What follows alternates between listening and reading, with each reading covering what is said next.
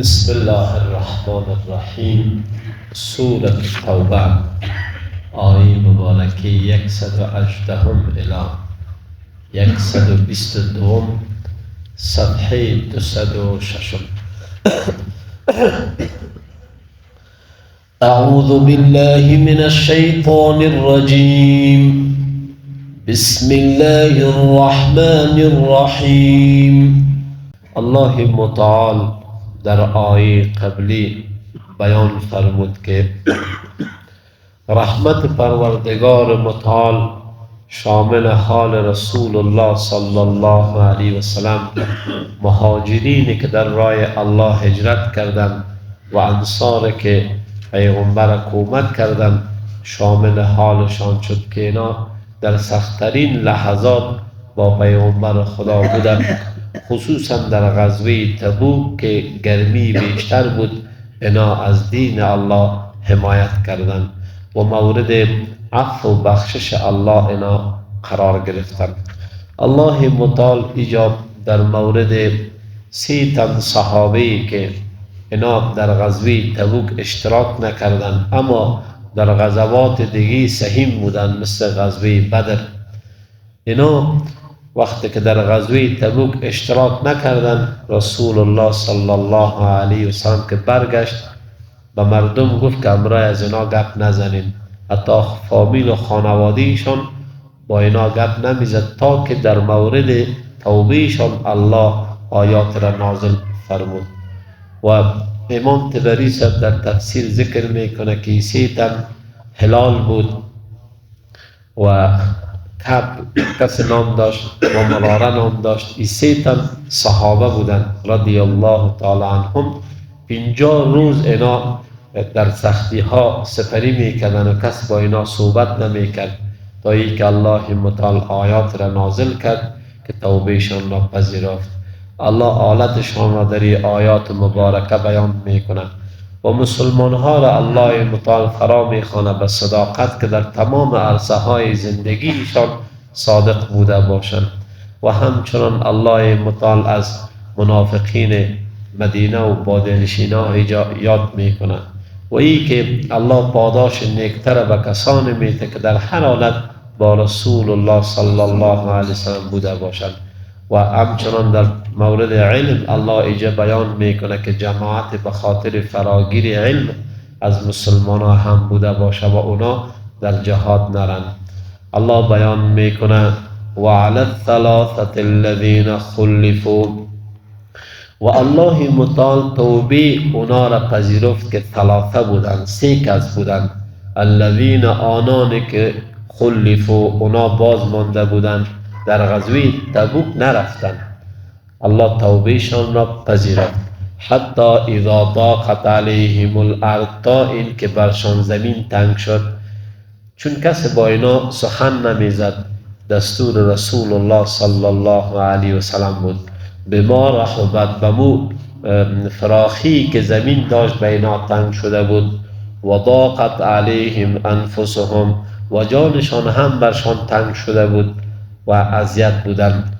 و ظنوا، گمان کردند که الا ملجأ من الله الا الیه، جز پناهگاهی به سوی الله پناهگاهی وجود نداره، باید به او سو اینا رجوع بکنن.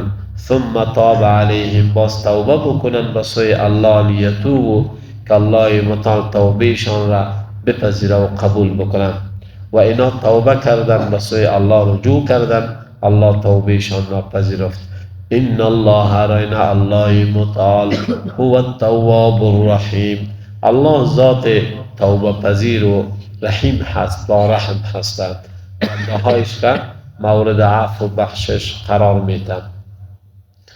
الله مسلمان ها را فرا میخوانه به صداقت. الله میفرماید یا ایها الذین آمنوا، ای کسانی که شما ایمان آوردین، اتقوا الله، از الله بترسین. و کونوا مع الصادقین، و باشین شما با صادقان. صدق و صداقت را باید شما داشته باشین. صداقت در زندگی انسان مسلمان نقش مهم دارد که مسلمان در قول و عملش باید صادق بوده باشه و دروغ نگوید. چون رسول الله صلی الله علیه و سلم می فرماید ان الصدق یهدی الی البر، صداقت انسان به نیکی فرا می خواند، و ان البر یهدی الی الجنه، و نیکی انسان به جنت فرا می خواند. بسیاری انسان ها به زبانشان دروغ را عادت دادند و دروغ را الله بد میبیند، چون پیغمبر خدا میگه دروغ انسان به گناه میکشانه و گناه انسان به دوزخ میکشانه. پس یکی از علائم انسان منافق پیغمبر خدا صلی الله علیه وسلم که معرفی میکنه او ای است که دروغ گفتن است. آیت المنافق ثلاث اذا حدث کذب. بسیاری عادت داره زبانشان به دروغ عادت دادن، در تلفن جای باشن میگه نه اینجا هستم، کلش دروغ هست و مسلمان باید از دروغ پرهیز بکنم. و در رابطه به انبیاء علیهم السلام هم الله فرموده در رابطه به ابراهیم نبی که انه کان صدیقا نبیا، او پیغمبر راستگو بوده، راستی را الله دوست داره. و پیغمبر خدا صلی الله علیه وسلم هم پیش از بعثت مشهور بود به محمد امین و صادق، صداقت را همه انسانات دوست دارند. بعد از الله متعال بیان میکنه ما کان لاهل المدینه و من حولهم، برای اهل مدینه و کسایی که در اطراف آنها هستند از کیها؟ الله میگه من الاعراب، از بادیانشین ها، سزاوار از این نیستن که ان یتخلفوا عن رسول الله، اینا تخلف بکنن از رسول الله صلی الله علیه و سلم، از امرایی پیغمبر با جهاد اینا تخلف بکنن. ولا یرغبوا بانفسهم، نه ترجیح بدهن نفسایشان را عن نفسه، عن نفس پیغمبر صلی الله علیه و سلم، اینطور نباشه که جانهای خود را از جان پیغمبر صلی الله علیه و سلم دوستتر داشته باشند. پیغمبر خدا به جهاد بره و اینا در خانه هایشان باشند، این محبت نشد با پیغمبر خدا صلی الله علیه و سلم.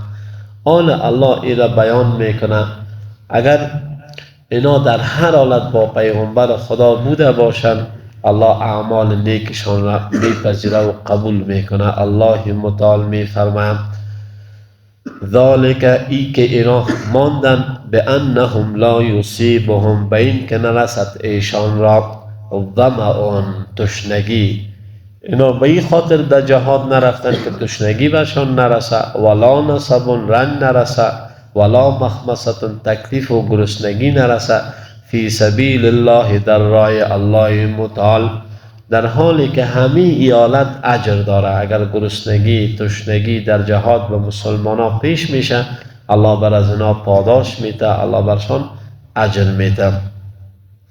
ولا یطئون موطئا، هیچ وطن را اینا نمیگردن، گام نمیمانند، یغیظ الکفار، که کفار به خشم آیند. الله میگه ولا ینالون من عدو نیلا، و هیچ چیز از دشمن حاصل نمیکنن مگر الله میگه الا کتب لهم، برشان نوشته میشه بهی عمل صالح، در بدل آن عمل نیک. اگر تشنگی، زحمت، رنج، تکلیف و وطنها را قدم میزنن، جاهای دور میرن، عمل نیک برشان نوشته میشه. علامه آلوسی صاحب در تفسیر روح المانی ذکر میکنه که بهترین عمل الله بر مجاهد میده که در راه الله تکلیف و زحمت و رنج نمیبینه. ان الله راینا الله متعال لا یضیع، ضایع نمیکند اجر المحسنین، پاداش نیکوکاران را. انسانی که با اخلاص نیکی میکنه این نیکی از این درج میشه در عمل نامی ازی و در روز قیامت الله نتیجهش برش میده. آل پروردگار متعال ایره بیان میکنه که ولا ینفقون، و خرج نمیکنن نفقتا، هیچ نفقه را، صغیرتا که کوچک بوده باشه، ولا کبیرتا یا زیاد بوده باشه، ولا یقطعون وادیا، و هیچ وادی را اینا نمیگردن، سرزمین عبور نمیکنن، الا کتب لهم، مگر نوشته میشه برای زنا پاداشش، لیجزیهم الله، تا الله پاداش بده ایشان را، احسن ما کانوا یعملون، بهتر عمل نیک بازا آنچه که اینا کردن، پاداش نیکتر، پاداش بهتر نیکتر الله برشان نصیب بکنم. زمانی که در رابطه به متخلفین، کسایی که در غزوه تبوک نرفتن، آیات نازل شد آل مسلمان ها در هر غزوه و سدیه حاضر میشد کلشان برند. باز خداوند این آیات نازل کرد که نیست که کل مسلمان ها بره، بلکه جماعت به خاطر ادامه علم و دانش دین باید بوده باشه که وقت مجاهدین میان از سنگر، اینا نیاز به تعلیم و تعلم دارند. پس جماعتی که علم را فرا میگیرن اینا هم مجاهد در راه الله هستند.